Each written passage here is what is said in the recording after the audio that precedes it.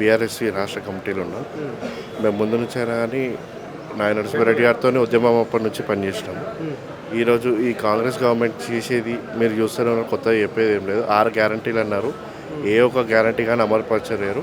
అడగని గ్యారంటీ అది ఏదో తూతు మంత్రంగా ఆ ఫ్రీ బస్ అని పెట్టారు. అందులో కూడా అన్ని కొట్లాటలు అవి ఇవి అయితేనే ఉన్నాయి.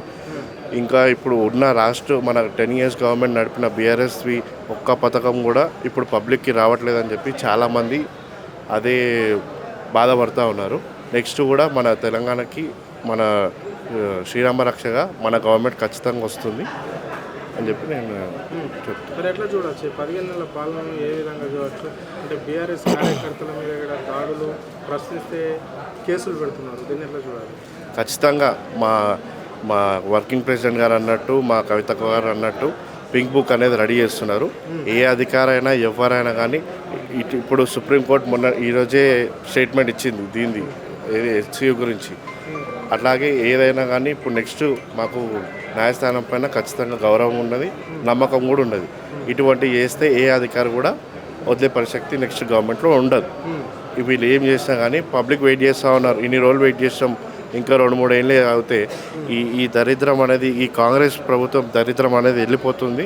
ఖచ్చితంగా మళ్ళా బీఆర్ఎస్ అధికారంలోకి వస్తుంది. వాళ్ళు అనుకున్న దానికంటే ఇంకెక్కువ పథకాలు నెక్స్ట్ గవర్నమెంట్లో ఉండబోతాయని చెప్పి పబ్లిక్ భావిస్తున్నారు.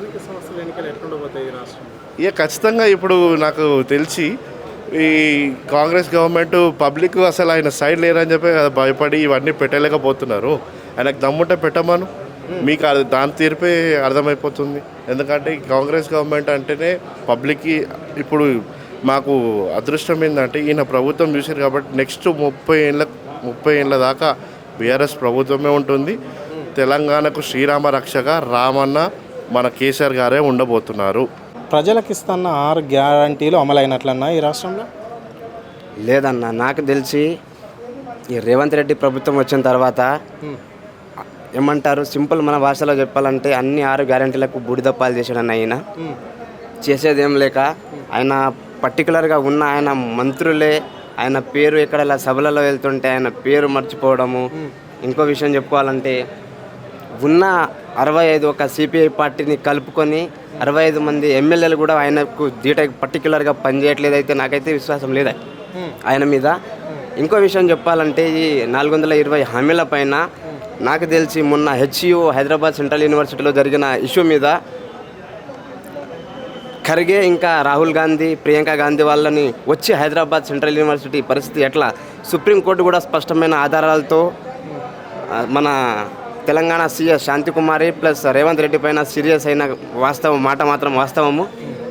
దాన్ని మాత్రం నేను విద్యార్థి విభాగం తరఫున ఖండిస్తున్నాను ఖచ్చితంగా ఈ ఇష్యూని. ఓకే, చెప్పండి. ఇంకోటి, మరి ఇక్కడ ఎందుకు ప్రశ్నించిన వాళ్ళపైన కేసులు పెట్టడం ఏంటి, వాళ్ళపైన దాడులు చేయడం ఏంటి? ప్రభుత్వం ఎందుకు ఇట్లా చేస్తుంది? ప్రజాప్రభుత్వం అన్న ప్రభుత్వం ఇలాంటి చర్యలకు పాటుపడితే దీన్ని ఎట్లా చూడాలి? మరి ఇది కక్షపూరితమైన ప్రభుత్వం అన్న.